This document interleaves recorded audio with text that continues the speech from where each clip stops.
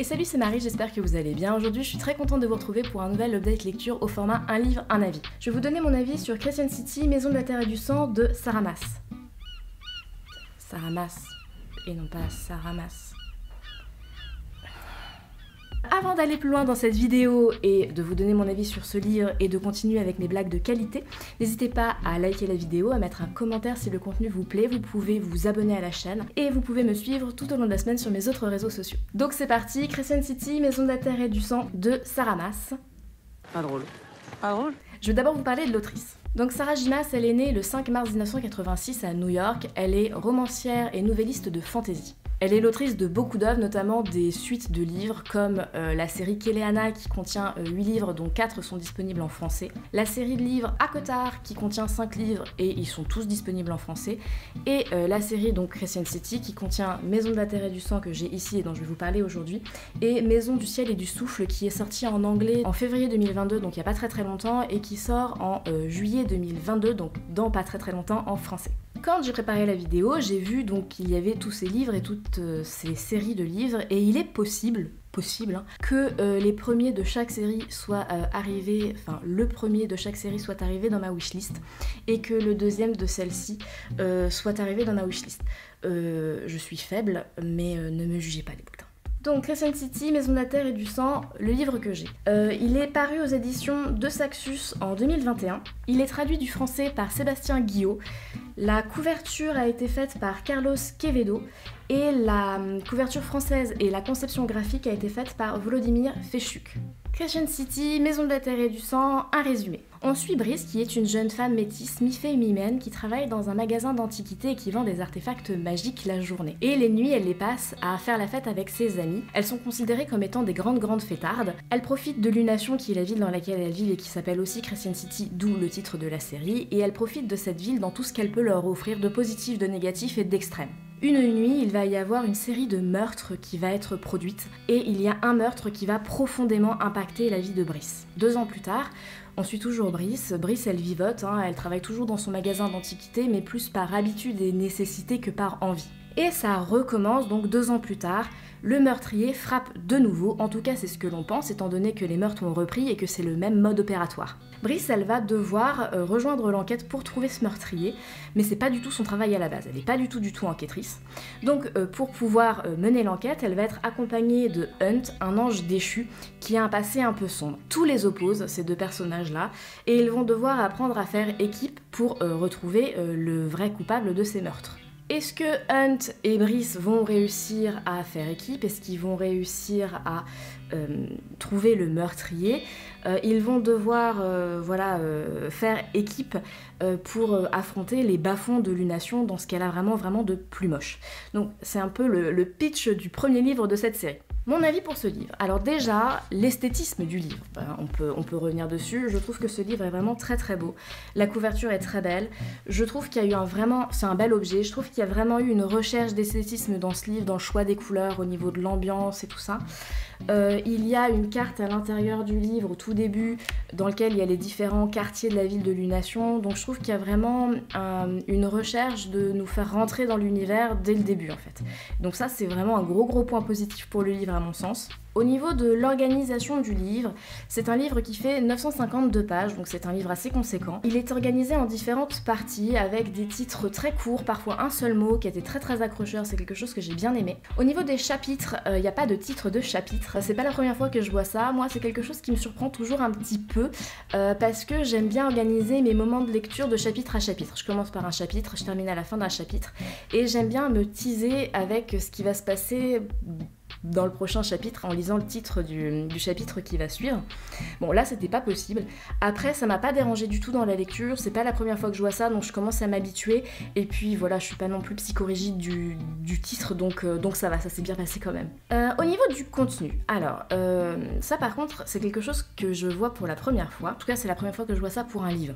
Quand je commence à lire un livre, j'aime bien donc regarder le livre, regarder qui a traduit le livre si c'est pas un livre en VO, qui a fait l'illustration et tout, c'est quelque chose que j'aime bien faire. Et là j'ai vu donc pendant ma petite découverte d'avant lecture on va dire qu'il y avait un avertissement de contenu dans lequel il est écrit, alors que je retrouve l'avertissement, dans lequel il est écrit « Langage grossier, violence, drogue, sexe, sexisme, misogynie, humiliation, description explicite de blessures, racisme, suicide, dépression, esclavagisme, eugénisme, guerre, négligence parentale. » Quand j'ai vu ça, je l'ai vu donc juste avant de commencer à lire le livre, je me suis dit « Marie, mais qu'est-ce que tu as acheté ?» Rassurez-vous, le livre critique les discriminations que j'ai pu vous énoncer là, les comportements odieux, il y a vraiment une critique de ça, même si, on reviendra dessus, c'est parfois un peu maladroit. Au niveau du contenu, toujours, donc, c'est un univers et une société qui a été créée par l'autrice, qui est très très riche.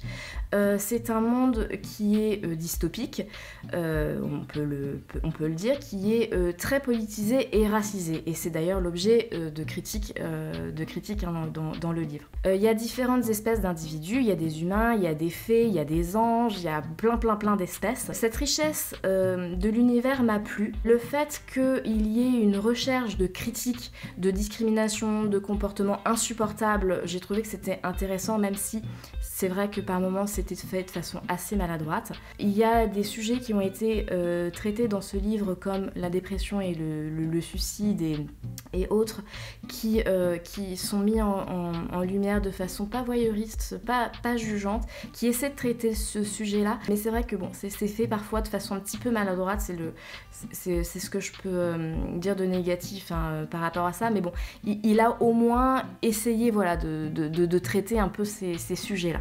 L'autrice, au niveau de l'histoire, elle la développe de façon assez contrôlée et dosée, donc même si c'est un peu maladroit comme je vous l'ai dit pour certains sujets, mais voilà, elle donne les informations pour l'histoire en tout cas au fur et à mesure du livre pour qu'on puisse apprécier la lecture, dans le sens où on n'a pas trop d'informations, on n'est pas submergé par les informations et on n'est pas non plus frustré par le manque d'informations. Donc ça, c'était bien joué de la part de l'autrice. J'ai beaucoup aimé les personnages du livre.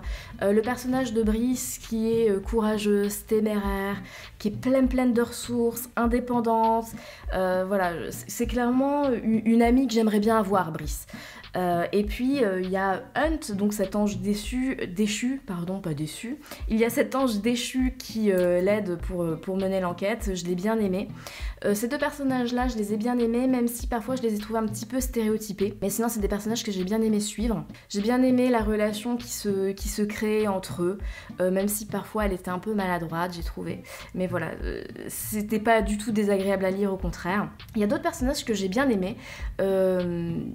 Oui, il y a d'autres personnages que j'ai bien aimés, mais je veux pas trop vous en dire, je veux pas vous spoiler. Au niveau de l'aventure, je l'ai trouvée très originale, cette aventure, même si elle surfait sur des choses que j'avais déjà pu voir, notamment en série. On suit Brice, donc le personnage principal, qui doit résoudre une enquête, et c'est pas du tout son domaine de compétence à la base.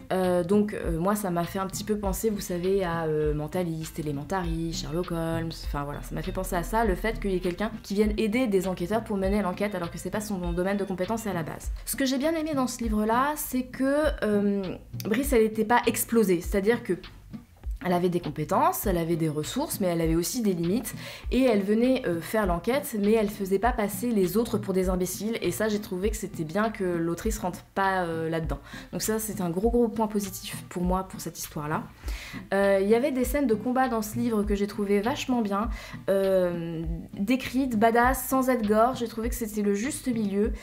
J'ai beaucoup aimé les rebondissements, les péripéties dans ce livre-là, je me suis jamais ennuyée en fait. Il y a toujours un moment où je me suis dit oh là là, mais voilà, j'étais toujours un peu surprise etc. J'ai jamais, j'ai pas trouvé que c'était évident, on va dire. J'ai trouvé que l'enquête était cool et c'était pas évident au niveau de qui était le meurtrier en fait. Donc ça, j'ai trouvé que c'était bien aussi.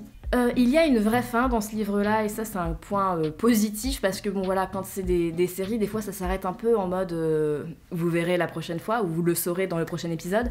Là c'était pas le cas, il y a une vraie fin, même si après il y a un truc qui te donne envie de lire la suite évidemment, mais il y a une vraie fin, ça j'ai beaucoup apprécié. J'ai bien aimé l'ouverture, savoir ce qui allait, le teasing un peu pour le prochain livre, ça m'a bien plu, et ça a été très efficace chez moi, parce que voilà, le deuxième est dans ma wishlist. En conclusion, j'ai bien aimé ce livre-là. Il offre certaines critiques de discrimination et de comportements odieux, il met en lumière des troubles psychologiques, il y a cette, on va dire, il essaie de traiter ces sujets-là. Voilà, il y a certaines choses que j'ai trouvées un petit peu maladroites, mais voilà, il a au moins cette qualité-là, ce livre, d'essayer de traiter ces problématiques-là. J'ai trouvé que l'univers était très riche, j'ai trouvé que l'aventure était très cool, pleine de rebondissements. Voilà, j'ai eu les larmes aux yeux à plusieurs reprises, parfois j'ai été révoltée. Ce livre, il m'a fait passer par plusieurs émotions et je trouvais que c'était très bien fait de la part de l'autrice. J'ai beaucoup aimé suivre les personnages de l'histoire, que j'ai bien aimé, hein, même si c'est pas mes personnages préférés de tout ce que j'ai pu lire, mais voilà, j'ai bien aimé l'aventure, j'ai bien aimé les personnages, j'ai hâte de les retrouver dans le prochain livre. Donc voilà, c'est une lecture que je vous recommande. C'est pas un gros coup de cœur, mais c'est une lecture que j'ai bien aimée, donc c'est une lecture que je vous recommande. J'espère que cette vidéo vous a plu. Si c'est le cas, n'hésitez pas à la liker, n'hésitez pas à vous abonner et à mettre un commentaire si le contenu vous plaît. Et vous pouvez me suivre tout au long de la semaine sur mes autres réseaux sociaux. Je vous dis à très vite pour une prochaine vidéo et d'ici là, portez-vous bien les bulletins. Salut!